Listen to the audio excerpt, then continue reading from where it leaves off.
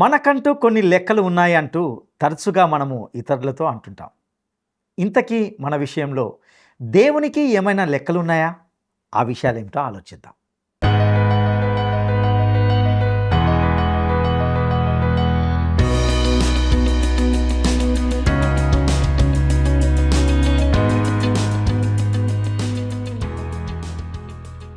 ప్రియమైన మిత్రులారా, word రిసౌండ్స్ today పక్షంగా నేటి ఈ కార్యక్రమానికి మిమ్మల్ని సాదరంగా ఆహ్వానిస్తున్నాం.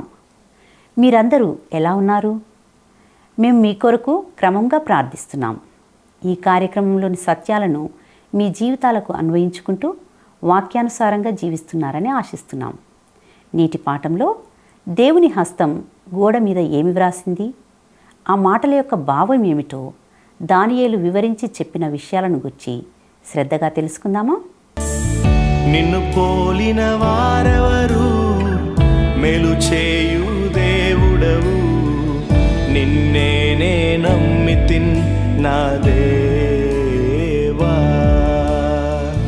నిన్ను పోలిన వారెవరు, మేలు చేయు దేవుడవు, నిన్నే నమ్మితిన్ నా దేవా. నిన్నే నా జీవితమునకు ఆధారము చేసి కొంటిని, నీవు లేని జీవితమంతా వ్యర్థముగా పోవునయ్యా. నిన్నే నా జీవితమునకు ఆధారము చేసి కొంటిని, నీవు లేని జీవితమంతా వ్యర్థముగా పోవునయ్యా. ఎల్ షెడాయ్ ఆరాధనా, ఎలోహీం ఆరాధనా, అడోనాయ్ ఆరాధనా, యేషువా ఆరాధనా.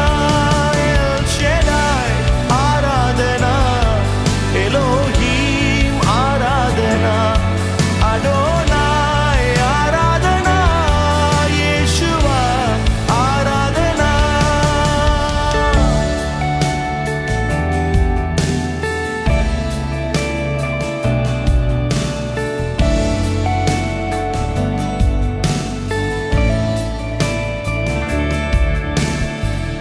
కృంగియున్న నన్ను చూచి కన్నీటిని తుడిచితివయ్యా. కంటి పాపవాలే కాచి కరుణతో నడిపితివయ్యా. కృంగియున్న నన్ను చూచి కన్నీటిని తుడిచితివయ్యా. కంటి పాపవాలే కాచి కరుణతో నడిపితివయ్యా. ఎల్ షెడాయ్ ఆరాధనా, ఎలోహీం ఆరాధనా, అడోనాయ్ ఆరాధనా, యేషువా ఆరాధనా. ఎల్ షెడాయ్ ఆరాధనా, ఎలోహీం ఆరాధనా, అడోనాయ్ ఆరాధనా, యేషువా ఆరాధనా.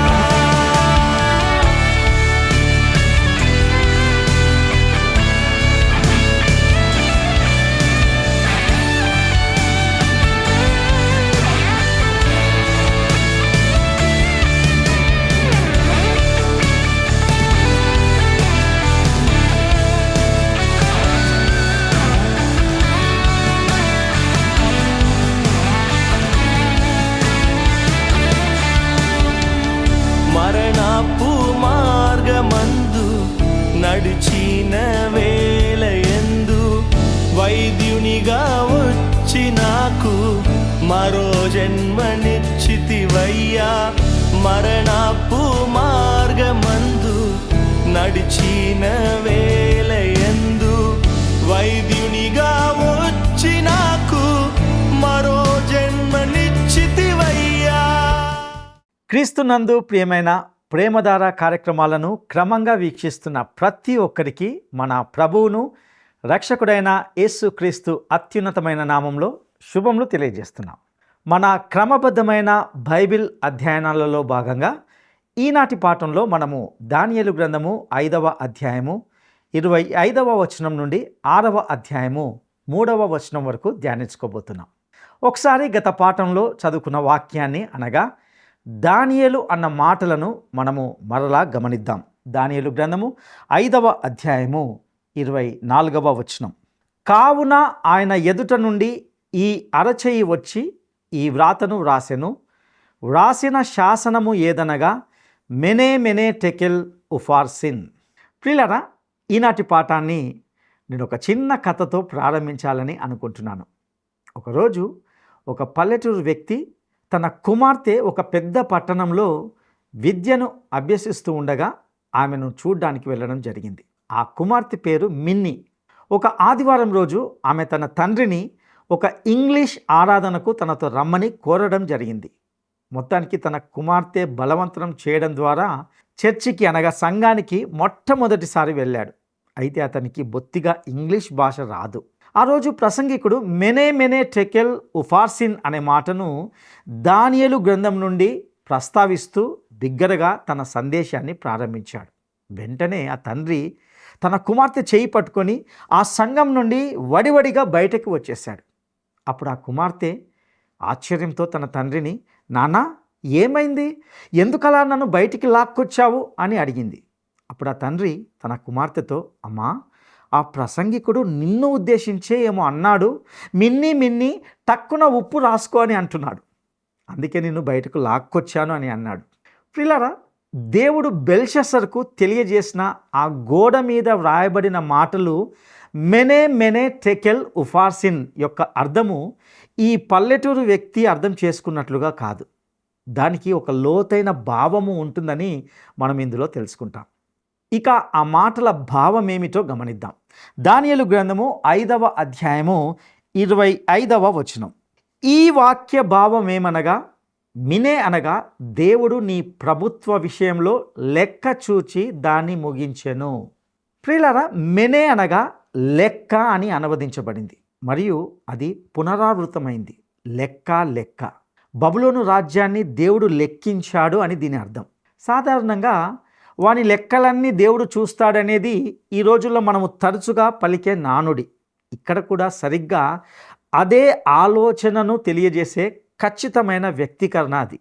కీర్తనల గ్రంథము 90వ అధ్యాయము 12వ వచనంలో కూడా మనము ఈ విధంగా చదువుతాం. మాకు జ్ఞాన హృదయము కలుగునట్లుగా చేయుము, మా దినములు లెక్కించుటకు మాకు నేర్పుము. ప్రియులారా, మన లెక్క ఎప్పుడు ముగుస్తుందో, మన ఇహలోక యాత్ర ఎప్పుడు ముగుస్తుందో దేవునికి మాత్రమే తెలుసు. ఇంతకు ముందెన్నడూ విమానంలో ప్రయాణించని ఒక యువకుడు ఉన్నాడు. అతని స్నేహితులు అతన్ని హైదరాబాద్ నుండి ఢిల్లీకి తమతో పాటు ప్రయాణించమని ప్రోత్సహిస్తున్నారు.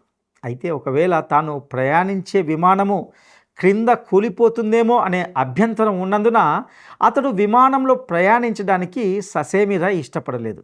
కానీ అతని స్నేహితులు, నీ లెక్క ముగిసే సమయం వచ్చినప్పుడు నీవు ఎక్కడ ఉన్నా వ్యత్యాసం ఉండదు, నీవు విమానంలో ఉన్నా లేకున్నా నీ లెక్క ముగిసే సమయం వచ్చినప్పుడు దానిని ఆపలేవు అని చెప్తూ అతనికి విమాన ప్రయాణం చేయడానికి గట్టి భరోసా ఇచ్చే ప్రయత్నం చేశారు. కానీ ఆ వ్యక్తి, నా లెక్క ముగుస్తుందనే విషయం గురించి నేను ఆందోళన చెందడం లేదు, కానీ ఒకవేళ పైలట్ లెక్క ముగిసే సమయం ఆసన్నమవుతుందేమో అనేదే నా చింత, అదే గనుక జరిగితే నేను ఆ విమానంలో ఉండడం నాకు ఇష్టం లేదు అన్నాడు.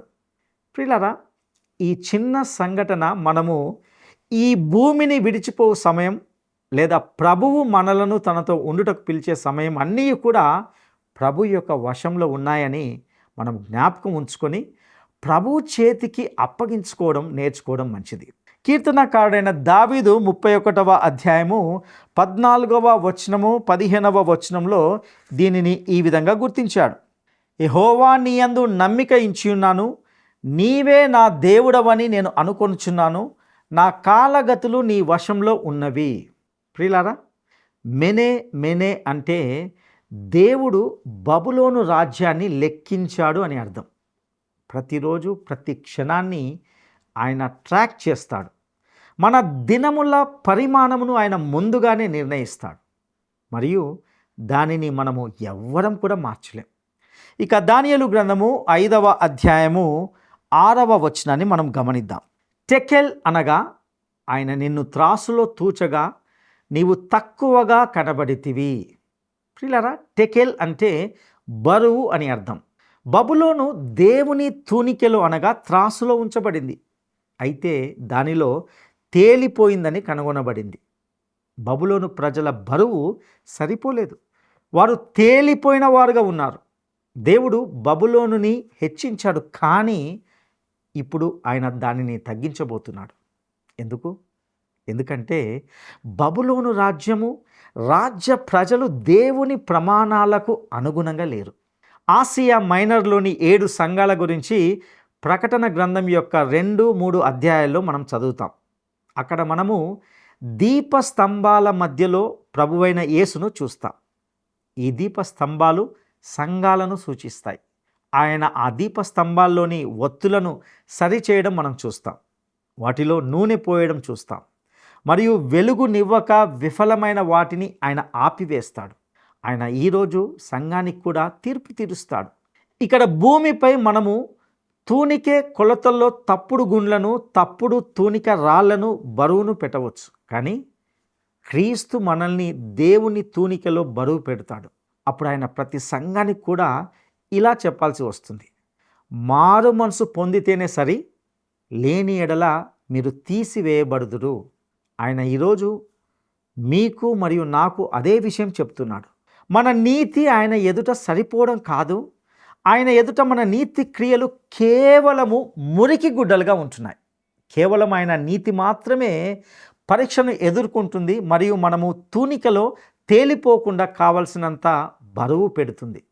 ప్రియులారా, అపోస్తలుడైన పౌలు రోమాలో ఉన్న సంఘానికి వ్రాసిన పత్రికలో 3వ అధ్యాయము 21 నుండి 23 వచనాల ద్వారా ఈ విధంగా చెబుతున్నాడు: ఇట్లుండగా ధర్మశాస్త్రమునకు వేరుగా దేవుని నీతి బయలుపడుచున్నది. దానికి ధర్మశాస్త్రమును ప్రవక్తలను సాక్ష్యమిచ్చుచున్నారు. అది యేసుక్రీస్తు నందలి విశ్వాస మూలమైనదై నమ్ము వారందరికీ కలుగు దేవుని నీతి అయి ఉన్నది. ఏ భేదమును లేదు. అందరూ పాపము చేసి దేవుడు అనుగ్రహించు మహిమను పొందలేకపోతున్నారు. చూసారా, దేవుడు మానవుల క్రియలను తన తూనికలో తూస్తాడు. ఇక దానియేలు గ్రంథము 5వ అధ్యాయము 27వ వచనాన్ని గమనిద్దాం. ఫెరెస్ అనగా నీ రాజ్యము నీ యొద్ద నుండి విభాగింపబడి మాదీలకును పారసీకులకును ఇయ్యబడును. ఫెరెస్ అనే పదము 25వ వచనంలో చెప్పబడిన ఉఫార్సిన్ అనే పదం యొక్క ఏకవచన రూపం. మరియు దీని అర్థం ఏమిటంటే విభజనలు. ప్రియులారా, బబులోను రాజ్యము ఇప్పుడు విభజించబడి మాదీయులు మరియు పారసీకులకు ఇవ్వబడనుంది. మరొక మాటలో చెప్పాలంటే నెబుకద్నేజరు కనిన కలలోని ప్రతిమ యొక్క ఆ బంగారు శిరస్సు తీసివేయబడబోతుంది. ఇప్పుడు ప్రతిమ యొక్క వెండిమయమైన భుజములు వచ్చే సమయము ఆసన్నమైంది. భూమి యొక్క రాజ్యాలన్నిటిపై దేవుడు అత్యున్నతమైన అధికారం కలిగి ఉన్నాడు. యెహెజ్కేలు ప్రవక్త తాను వ్రాసిన గ్రంథంలోని 21వ అధ్యాయము 27వ వచనంలో నేను దానిని పడద్రోయుదును పడద్రోయుదును పడద్రోయుదును, దాని స్వాస్థ్యకర్త వచ్చు వరకు అదియు నిలవదు, అప్పుడు నేను దానిని అతనికి ఇచ్చేదను. ప్రియులారా, క్రీస్తు వచ్చే వరకు దేవుడు రాజ్యాలను పడద్రోస్తూనే ఉంటాడు. ఈ విషయంలో ఆయన చాలా మంచిగా పనిచేస్తున్నాడని నేను భావిస్తున్నాను. చరిత్రలో ముసోలిని మరియు హిట్లర్ మరియు స్టాలిన్ అనేవారు ఈ ప్రపంచానికి ఒక నిజమైన భయంకరమైన పీడకలగా ఉన్న సందర్భాన్ని మనము గమనిస్తాం. ఈరోజు ఆ గుంపు వారందరూ ఇప్పుడు లేరు. ప్రతిదీ కూడా ఇంకా దేవుని యొక్క ఆధీనంలోనే ఉంటున్నది. మరియు దానియేలు గ్రంథము 2వ అధ్యాయము 34వ వచనంలో చూపబడిన చేతి సహాయము లేక తీయబడిన ఒక రాయిగా ఉన్నటువంటి క్రీస్తు ఒకానొక రోజున ఇక్కడ తన రాజ్యాన్ని స్థాపించబోతున్నాడు. ఇక దానియేలు గ్రంథము 5వ అధ్యాయము 28వ వచనాన్ని అలాగే 29వ వచనాన్ని గమనిద్దాం. బెల్షస్సరు ఆజ్ఞ ఇయ్యగా వారు దానియేలుకు ఊదారంగు వస్త్రము తొడిగించి అతని మెడను బంగారపు హారము వేసి ప్రభుత్వము చేయుటలో అతడు 3వ అధికారి అని చాటించిరి. ఇక్కడ రాజ్యంలో లేదా ప్రభుత్వం చేయుటలో దానియేలు 3వ అధికారి అని మరొకసారి మీరు గమనించాలని కోరుతున్నాను. దానియేలు పుస్తకము ఎంత ఖచ్చితమైనది.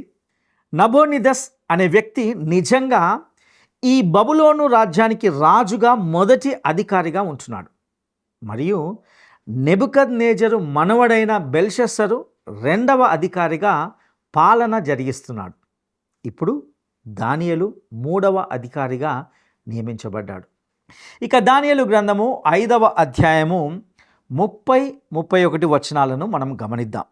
ఆ రాత్రి యందే కల్దీయుల రాజగు బెల్షస్సరు అతుడాయను, మాదీయుడగు దర్యావేషు 60 సంవత్సరముల వాడై సింహాసనము ఎక్కెను.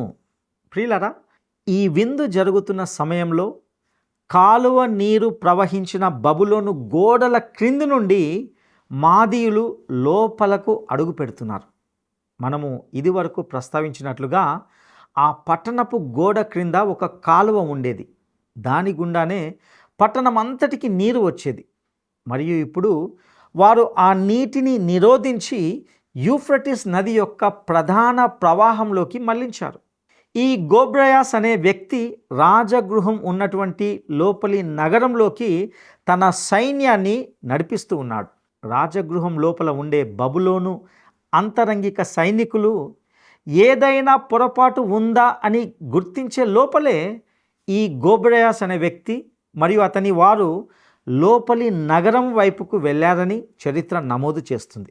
ప్రియులారా, పారసికులు నగరాన్ని ఎలా స్వాధీనపరుచుకున్నారు అనే సంఘటనలను గూర్చి గ్రీకు చరిత్రకారుడైన జెనోఫోన్ లౌకిక చరిత్ర కొరకు ఈ సంఘటనను నమోదు చేశాడు.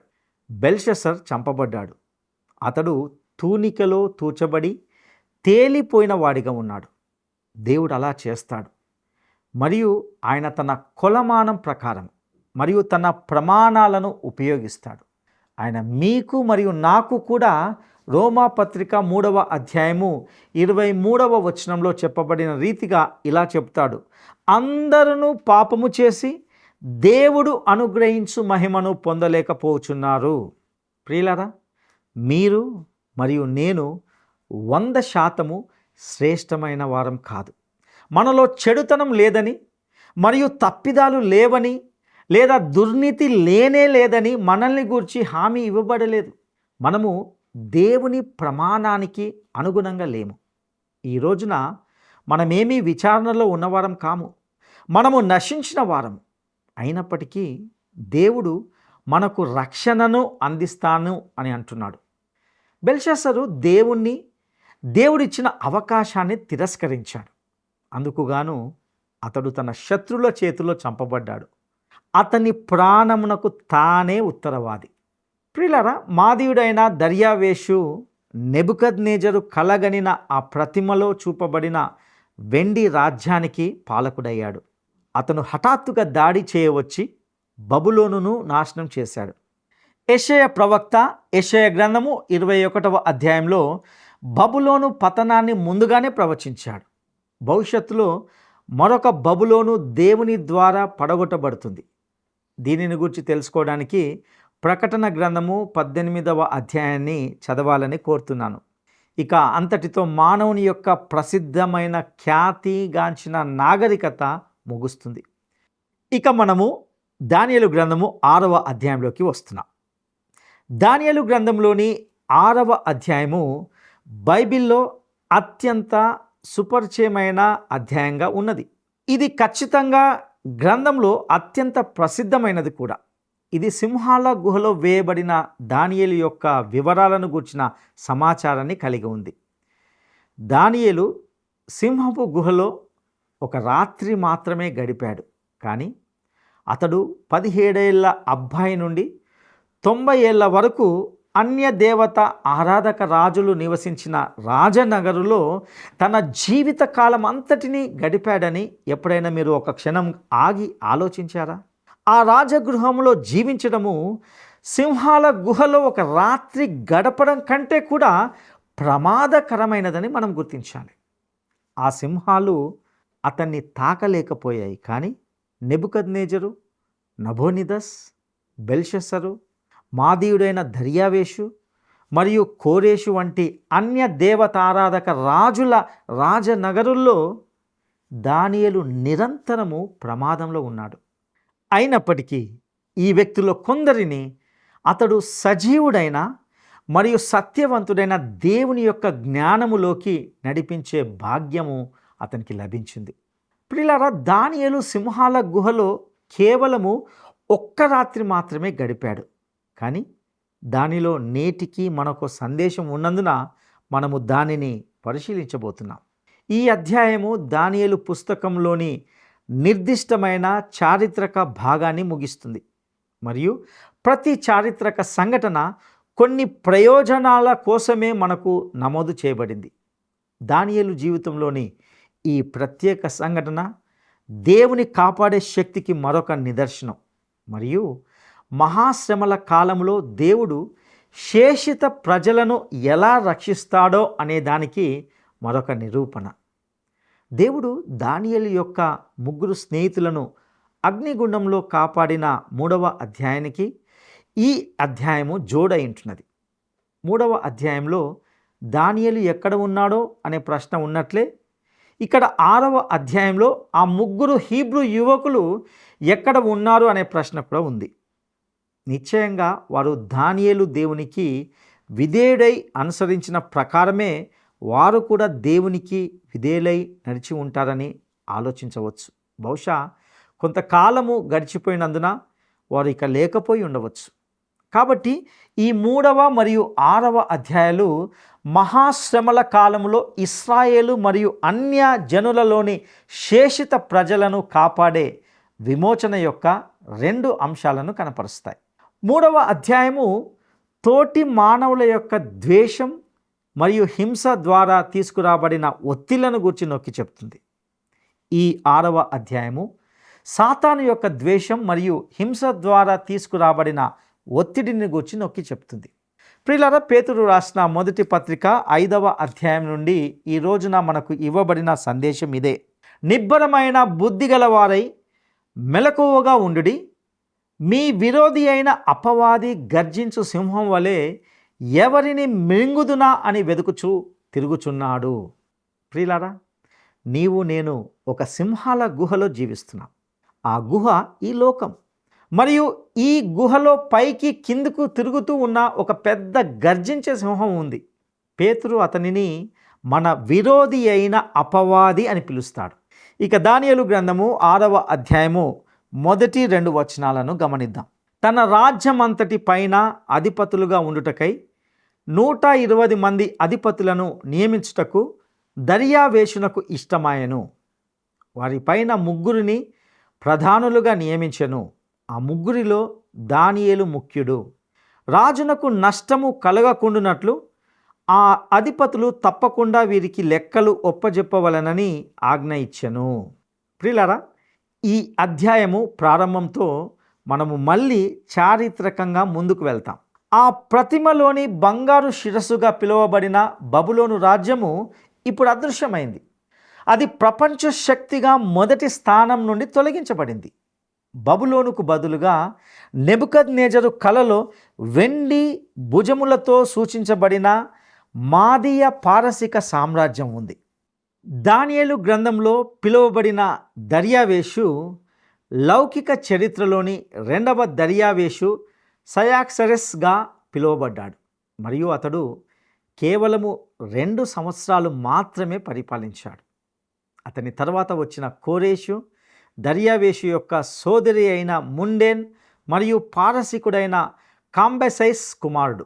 ఇదే ఈ సామ్రాజ్యాన్ని మాదీయ పారసిక సామ్రాజ్యంగా కలిపి ఈ సమయంలో ప్రపంచాన్ని పరిపాలించింది.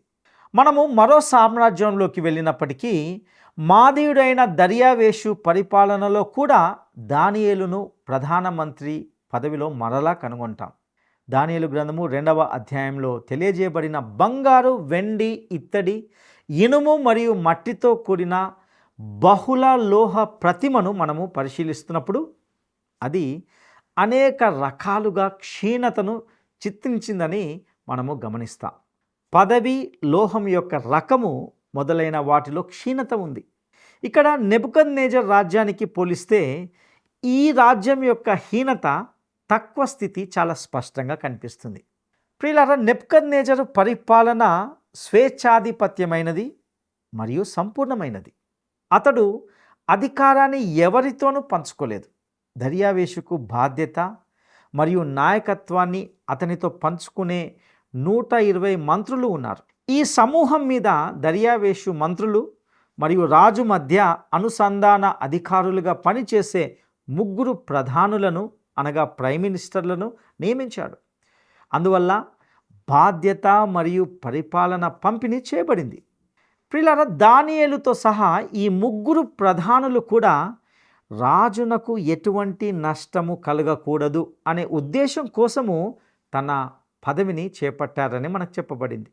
ఈ 120 అధిపతుల్లోని ఎవరైనా రాజు అధికారాన్ని దొంగిలించడం లేదా ఏ విధంగానైనా రాజుకు హాని చేయకుండా నిరోధించడానికి ప్రధానులు ఉన్నారని మనకిది సూచిస్తుంది.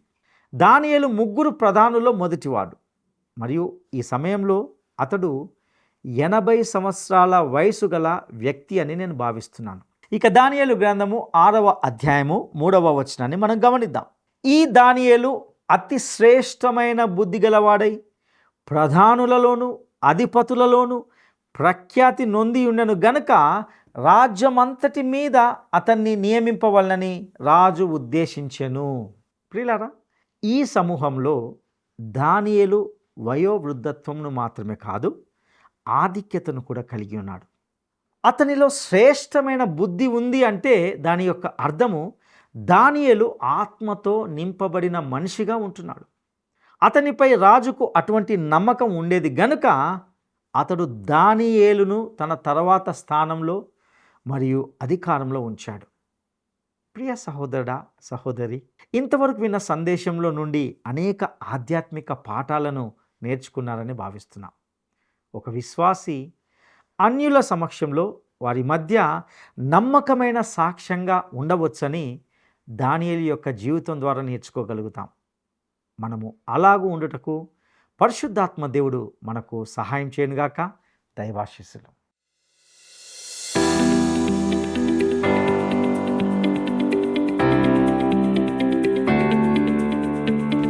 టెకేల్ అంటే అర్థం ఏమిటి?